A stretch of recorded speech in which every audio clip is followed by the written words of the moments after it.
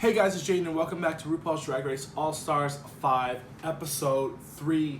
And, make sure you hit that subscribe button. It's really cool. It's nice and big red right under the video. Just want to get the numbers up. Like the video, leave a comment. We can have a whole discussion.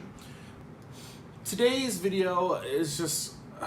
a lot happened, and it's just so annoying. Before we get into today's challenge, which is basically a revamp of All-Stars 4 situation, but this time within hotels. Now, before we get there, notable mentions about this episode.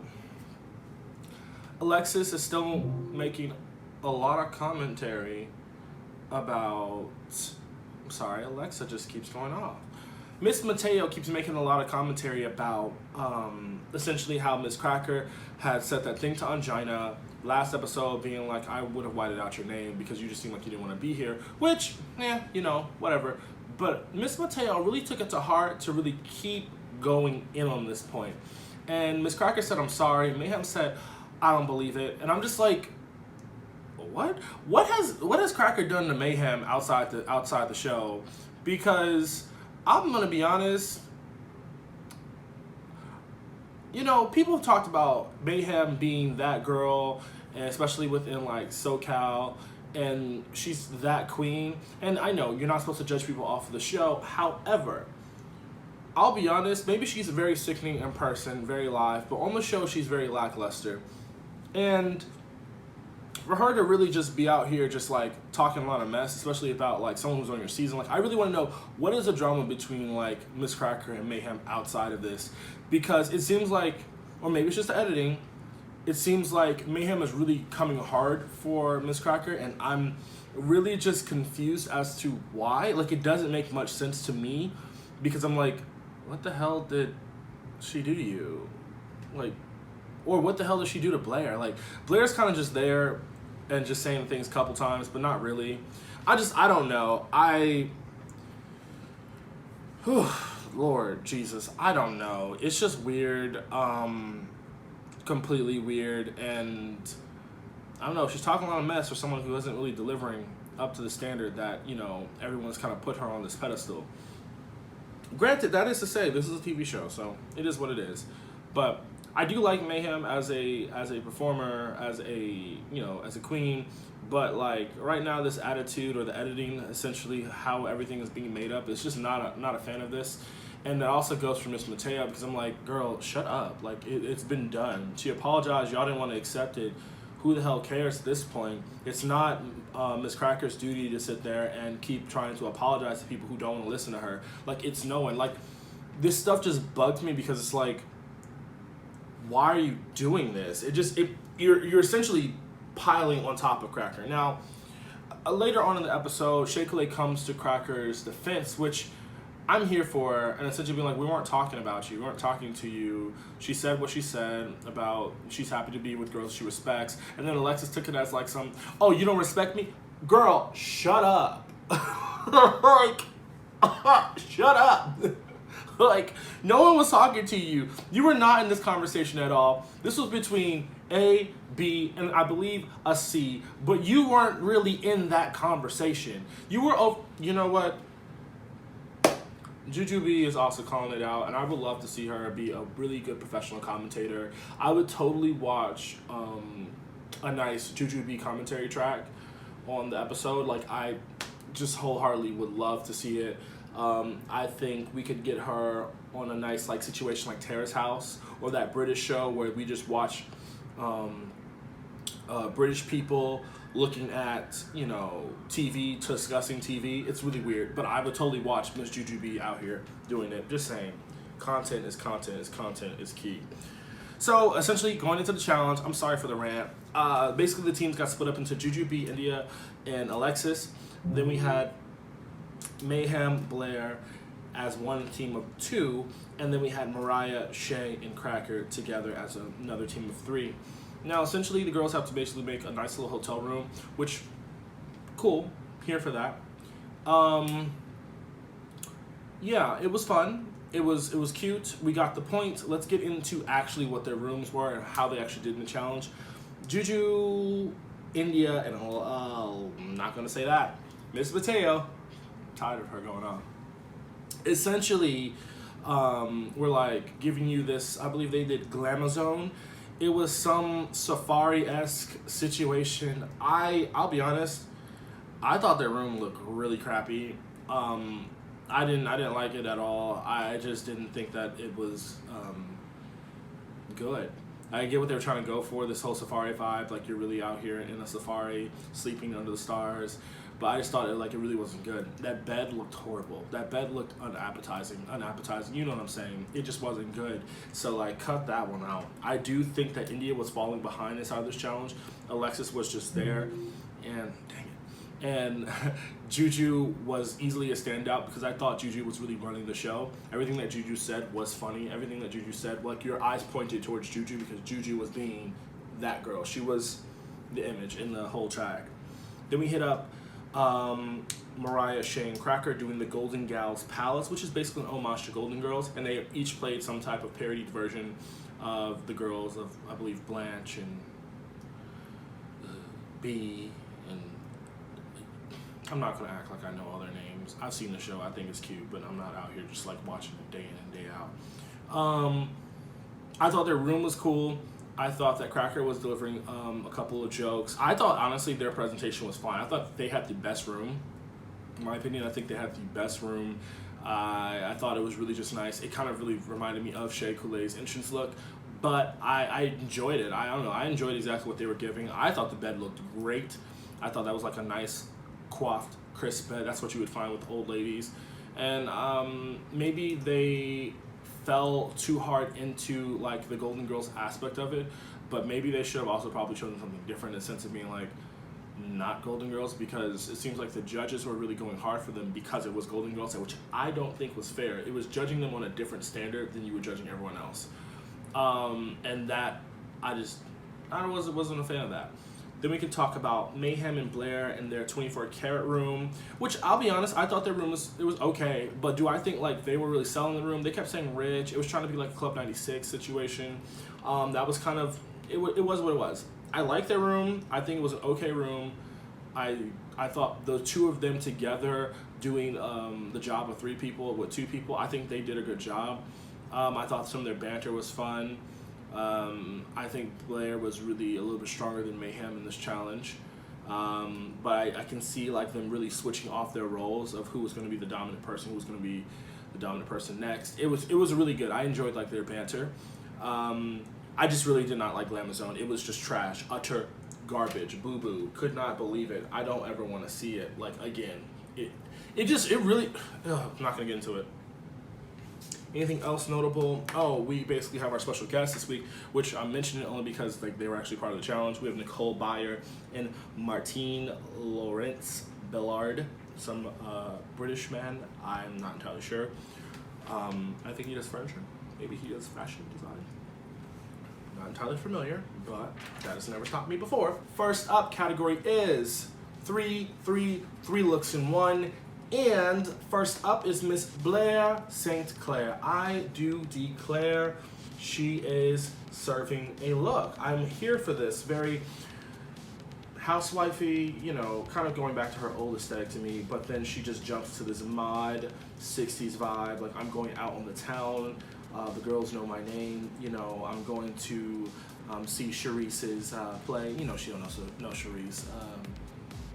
Marjorie's play at the Beacon Theater, and then she's about to come on home and bring it through and party all night at the club, because Blair was what? She was serving. 3 separate looks, hardcore. I'm here for every single one of them, and that's what Blair had to do. Blair came out, she slayed the runway. Next up, Mayhem Miller. Okay, so Miss Mayhem, I thought this was a cute look. I don't think that it was 3 looks, I thought it was 2 looks. You know, even Michelle says later on in the episode that I don't think a jacket is a reveal, but okay. That I don't think Mayhem taking her jacket off to reveal like basically like a top and a skirt, like that's not a reveal then. It was 2 looks. And then she went into like this whole, I do appreciate that last look that she ended up in. It was so nice, this very like vintage swimsuits from like just a different era. I just really enjoyed that aspect of it. It was really nice. It was really cute. I enjoyed what was being served right here, right now. Miss Mayhem did good on her last look and her first look. Well, her 2 looks. Miss Mateo, giving us big top realness, said, I'm going to show you who Bozo is today. And that's rude as hell. I'm standing by it. No shade. It's just, you know, I enjoyed this. It was like a very weird type of Bozo the Clown situation. I get it. It was a big top. We got it. Then she went into this dress, and I was like, okay, all right. And then she gave us a dancer's outfit, and she said it was a trapeze artist. I'll be honest, Miss Mateo has a particular type of style, and she really is serving us a lot of older drag. And I'm here for a lot of older drag, but I don't know if this is a favorite look. Did she do the challenge? Yes. Do I like what she produced? Not necessarily. I like certain parts of the look. Like, I like the first big top situation. I don't know. It just looks very, like, well done. It's very color blocked. I like what was happening here. The dress in the middle, I don't know. It just didn't do it for me. And then the leotard in the end, I like certain aspects of it. I like the whole idea of, like, it's like this trapeze situation. It's a leotard with like a nude illusion. Like, she's about to swing across and get a rope, but I just wasn't a big fan of this. But that was, I don't know. That's just my opinion on Miss Alexis Mateo. Next up, serving you some I'm Straight Off the Runway, India Ferrah. And she said, I'm going to give you a whole look in one pattern. Very about it. I like this look. I liked her face. I love the fascinator. I love the cape situation. And then she basically took that off, and then she said, I'm gonna give you a whole dress, which again, it was kind of like a jacket, but whatever, we're just gonna let that go because this is really well executed. And then, see, I'm judging on a different standard too. I can do it. Then she jumped into like this leotard, you know, giving you this very dancer version of Miss India Ferrah. I don't know. I enjoyed the aspect of the look. Do I feel like she really hit the challenge? Well, now that I look at it, yeah, she hit it. That's a big ass coat. So yeah, she hit it. She hit it. I'm here for it. I'm here for it. Yeah. Next up, Jujubee, serving you Wicked Witch of the Let's Go Trick and Treating tonight. I am in love with this look. I think this is so cool. I just like everything that I'm seeing from Jujubee right now. It's just really cool. And then she transitions into this Santa baby. I mean, she said, I'm going to give you some Merry Christmas candy tonight. And I was living for it. Mrs. Claus ain't got nothing on Jujubee. And then she comes back out like, let me give you a little bit of sexy Easter Bunny, giving you her very best Ariana Grande in red vibe. And that's all I was getting here. I was getting a very dangerous woman who likes carrots. And I'm here for it. I like Miss Jujubee and what she's doing, period. Next up, giving us Mariah, Paris, Balenciaga is giving us this very futuristic version of like New York. She said something about like, if I'm leaving the house, we're gonna be out all day. So she's wearing, actually take all that back about like, I actually like this. Well, no, hold up. She is literally wearing a jacket. I don't know, the headpiece kind of did it for me, but I thought it was very futuristic. And then she comes down, she said, oh, we're going to go to dinner real quick for a cocktail or something like that. I was like, okay, beautiful. I'm here for this. I'm loving what Mariah is doing. And then we're getting this full-length gown. And again, I know these pictures are really crappy, but you know, with everything that's happening, we ain't getting no pictures right. So I'm here for what's happening right here with Miss Mariah. So love to see it. Next up, Miss Cracker. And correction, literally an egg, a Fabergé egg. She said this is the story of Anastasia, Anastasia, not Anastasia. My point still stands that she walked down this runway in this egg, and then she said, let me reveal this beautiful gown. See me roar right now. I'm here for it, I really am. It's great. And then she said, let me open it up for you and release. I'm about to run this country. That's exactly what I was getting from here. I liked it. I have no qualms with what she was going for. Next up, Shea Coulee, and oh my God. If you would have told me 6 months ago that Shea Coulee was like going to give you this bugged out, buggy outfit, and she's about to reveal 3 looks, I'd have said you lying, because I would never expect Shea to wear this at all. This is just so like outside of my vision of what I think Shea does, and I think that's why it was perfect, because it was so unexpected. And she's obviously giving you these antics. I believe she said this was she was inspired by a moth. Period. I'm here for this whole entire thing. She keeps making these buggy actions with her head and with her like gown and stuff like that. I'm here for the entire thing. And then she says, "Oh, you thought I was done? Let me give you a little bit of a wink." I'm here for this entire thing. I really enjoyed it. I really do.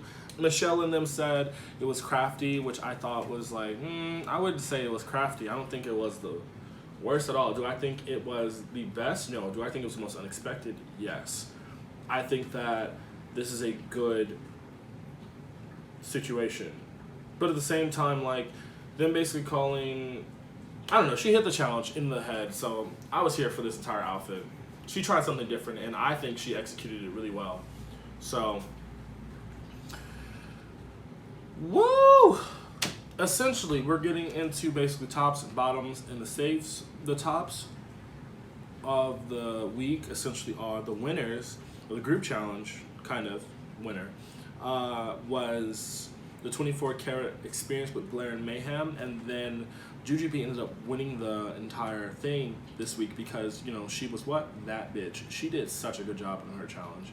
I think she did really well. It turns out this is her first win in Drag Race history, so it's like, go off, work, here for this. Our safes are Miss Alexis and Cracker, and our bottoms are Shea, India, and Mariah. Yes. And here's the thing. Each of these 3 has something, right? I don't think Shea should go home because I think Shea's winning the game. I think it's between Alexis and India, truly. And I don't know. I just feel like the idea of that Shea Coulee could have went home because some girls voted for her just because she's been strong in this competition. I get that. When your competitors are buckling, go for them, go for the throw. I'm not gonna lie, I do the same thing. It just, I don't know, today just was off.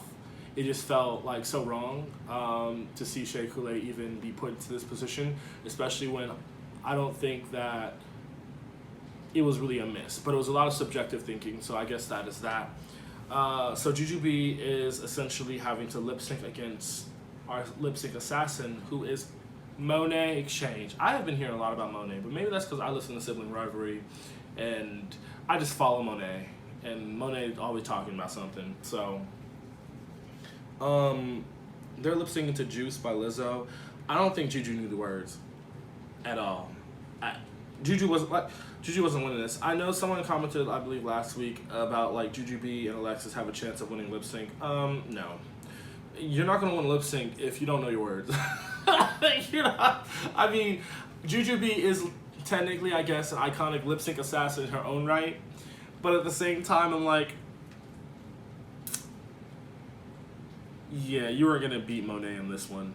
Monet wasn't even like giving you like the stunt. She was just doing what she does. She was just doing like very normal Monet, and I was here for every minute of it. I love to see Monet on my screen, so like I'm always here for Monet. If you go back to even like the podcast days of like she did that, like I've always been a big fan of Monet. Yeah, so she didn't win. Juju didn't win. She didn't get her ass whooped like India did with versus Evie, but Juju didn't win. Now, Monet basically reveals that the girls voted off Mariah, Paris, Balenciaga. Now, let me talk about Mariah. Mariah is technically, I guess, she's one of the very first like Drag Race girls I've ever seen. I have like the image of like that red full-length gown. That's the image that I think of when I think of Mariah. And I've always known this about Mariah. So Mariah is sickening. I just think that she is. She just faltered a little bit possibly in today. I don't think that she really, stood out a lot in the challenge, but it is what it is. Mariah has gone, and, we're kind of sad about it. Happily, though, Shea Couleé's not gone, because this would be a sham. We're all rooting for Shea at this point. Like, all the other girls be damned. Even though, some of the rumors have been saying some things, I refuse to listen. So, yeah, that's just the episode. I don't really know how I feel about, like, some of the old school drag girls. I'm actually warming up to India Ferrah a lot, so I'm here for a lot of what India Ferrah is doing. I'm wholeheartedly standing for Jujubee, Shea Couleé, Miss Cracker. Yeah, that's it. I know I'm rooting for everyone black, but right now Mayhem hasn't really given me enough to be like, I'm rooting for Mayhem. So I am rooting for Mayhem, but I'm not rooting for Mayhem. I'm not like actively like, go Mayhem. Yeah, that's just my episode today. I don't know. There's just a lot going through my mind. I'm doing a lot. I don't know. Things are happening. Things are happening. I'm gonna let y'all go. I'm trying to go. That's today's episode. Talk to y'all later. Make sure you like, comment, and subscribe. Tell me about them. Who would you have sent home? Would you have sent home Mariah, Shea, or India? Let me know in the comments. I really want to talk about that because, like, truly, I don't know. Oh, I know already. I would have sent home Mariah too, or India, hands down. Anyway, thank y'all so much. See y'all later. Bye.